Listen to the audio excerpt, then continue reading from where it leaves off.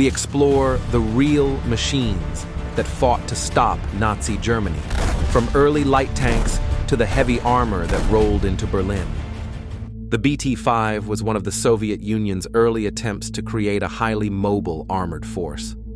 Originally inspired by the American Christie's designs, the BT-5 was built for speed over protection. And speed it had.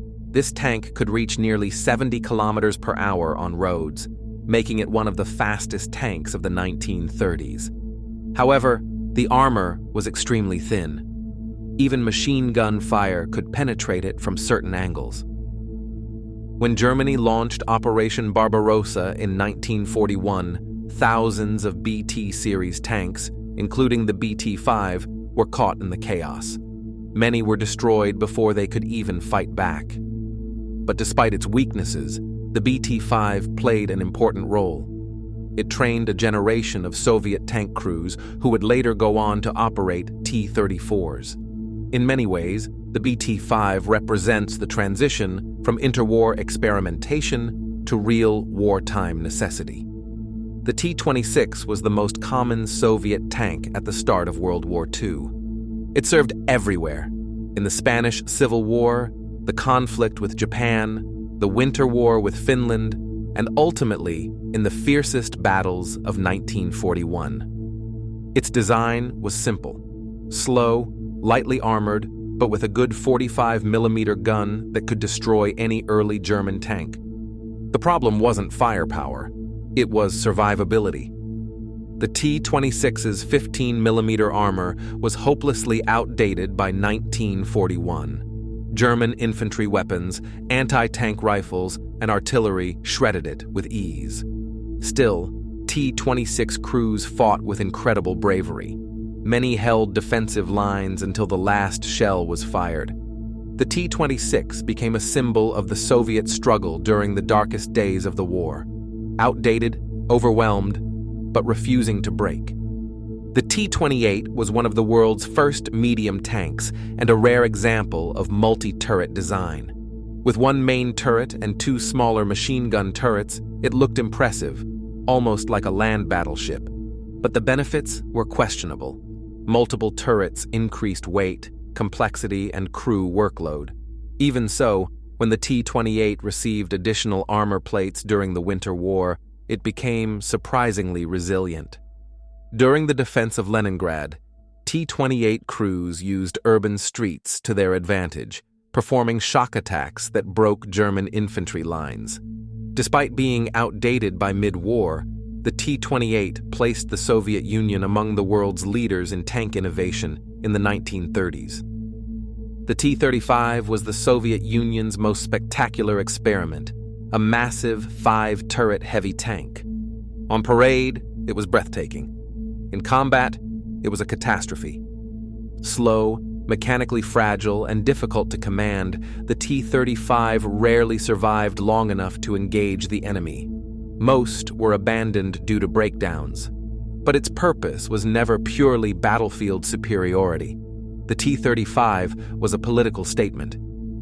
It was designed to show the world that the Soviet Union could build the largest and most intimidating tank on Earth. Though it failed as a weapon of war, the T-35 remains one of history's most iconic armored machines. The T-34/76 is often considered the tank that changed the course of World War II. Its revolutionary sloped armor dramatically increased protection without adding excessive weight. Its wide tracks allowed it to travel across mud and snow where German tanks often got stuck. When German soldiers first encountered the T-34, many believed it was a new superweapon. Its 76mm gun could destroy German tanks at long distances, and its mobility allowed it to strike from unexpected angles. However, early models had serious flaws: poor visibility, cramped interiors, and inexperienced crews.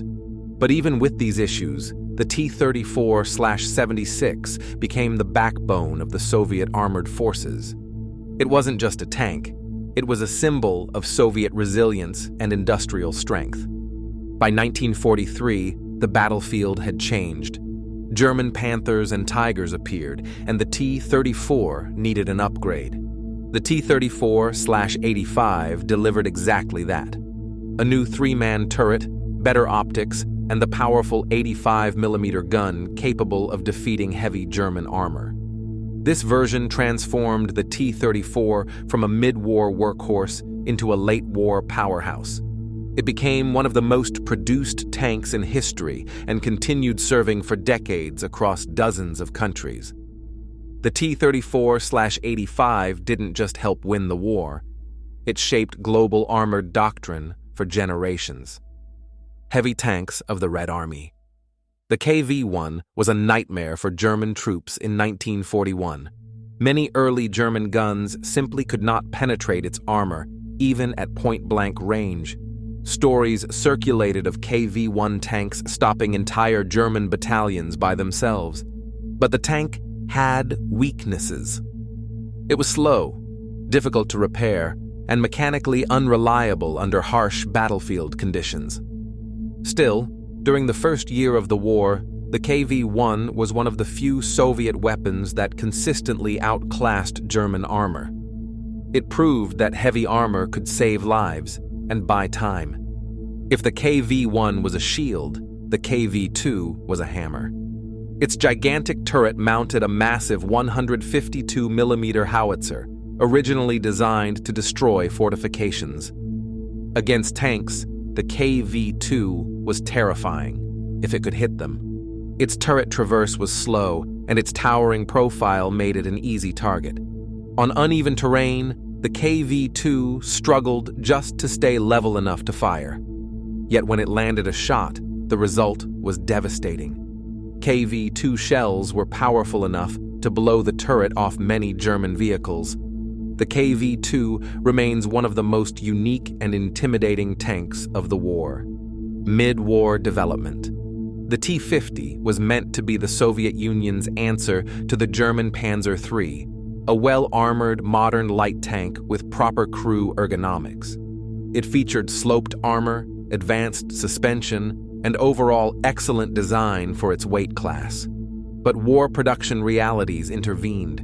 The T-50 was simply too expensive and too complex to manufacture quickly. Only around 65 units were ever built.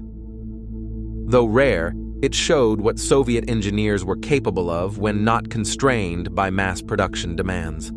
The Su-76 was one of the most important vehicles of the entire war, not because it was powerful, but because it was available everywhere. Cheap, easy to build, and simple to operate, it served as infantry support, artillery, reconnaissance, and mobile fire support. Its early mechanical failures earned it the nickname Suka, but later models became beloved by crews for their reliability. With its open-top design, the Su-76 allowed excellent visibility and communication, a huge advantage in close support operations. This humble machine played a massive role in Soviet victories across Eastern Europe, the self-propelled destroyers. The Su-85 was created to counter the growing threat of German heavy tanks. Armed with an 85mm gun similar to the one used on later T-34s, it provided Soviet forces with badly needed anti-armor capabilities. It was fast, accurate, and deadly at long range. A tank destroyer that could finally challenge German armor head-on.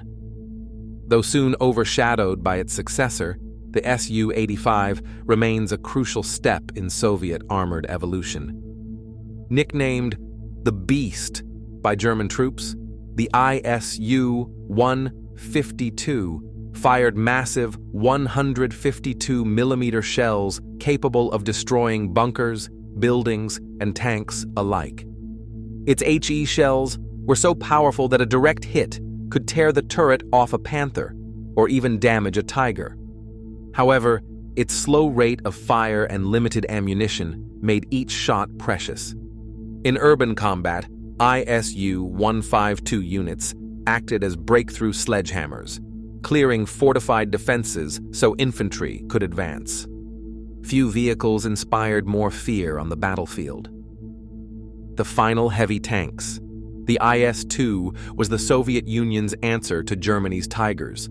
Armed with a massive 122mm gun and thick frontal armor, the IS-2 combined firepower, protection, and mobility in a way few heavy tanks could.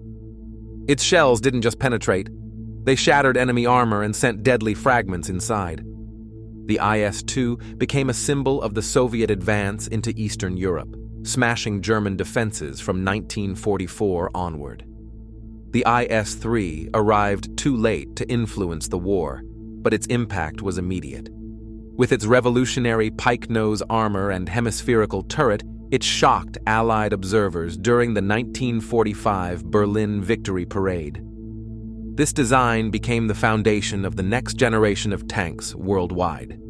The IS-3 wasn't just a heavy tank, it was a preview of the Cold War. From the fragile BTS to the mighty IS tanks, each machine played its part in defeating the fascist army. These weren't just vehicles, they were symbols of sacrifice, resilience, and the steel that helped end the war.